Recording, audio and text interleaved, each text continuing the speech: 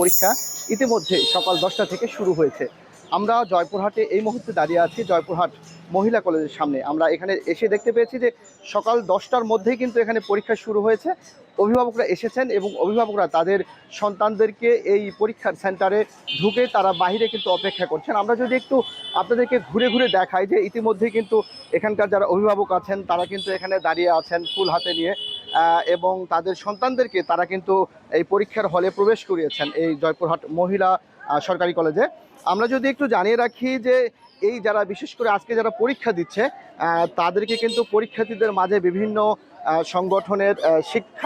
সংগঠনের পক্ষ থেকে সরকারি মহিলা কলেজের শিক্ষার্থীদেরকে এবং অভিভাবকদেরকে ফুল দিয়ে বরণ করে নেওয়া হয়েছে। প্রথমে তারা শিক্ষার্থীরা যখন পরীক্ষা দেওয়ার জন্য প্রবেশ করছিলেন তখন কিন্তু এই সংগঠনগুলো তাদেরকে ফুল দিয়ে বরণ করে নিয়েছে, তাদেরকে কলম দেওয়া হয়েছে। এখন কিন্তু অভিভাবকদেরকে ফুল দেওয়া হচ্ছে।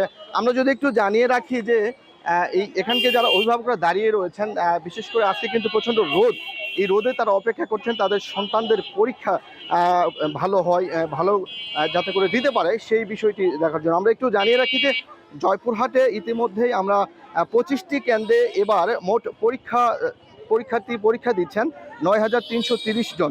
আর একটু যদি ভেঙে ভেঙে বলি যে এইচএসসি 12টি কেন্দ্রে পরীক্ষা অংশ নিয়েছেন এবারে 6,330 জন, এবং আলিম কেন্দ্রে 5টি কেন্দ্রে আলিম পরীক্ষার্থীরা তারা পরীক্ষা দিচ্ছেন 719 জন।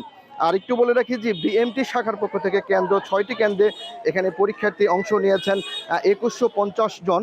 আর ভোকেশনাল থেকে 2টি কেন্দ্রে পরীক্ষার্থীরা পরীক্ষা দিচ্ছেন 131 জন। সব মিলিয়ে জয়পুরহাট এবারে মোট 9,330 জন পরীক্ষার্থী অংশ নিয়েছেন। আমরা একটু দেখাই যে এই জয়পুরহাট সরকারি মহিলা কলেজটিতে ইতিমধ্যেই পরীক্ষা শুরু হয়ে গেছে। আমরা এখন আমাদের ঘড়িতে সকাল 10টা 15 বাজে, সকাল 10টা থেকেই কিন্তু এখানে পরীক্ষা শুরু হয়েছে।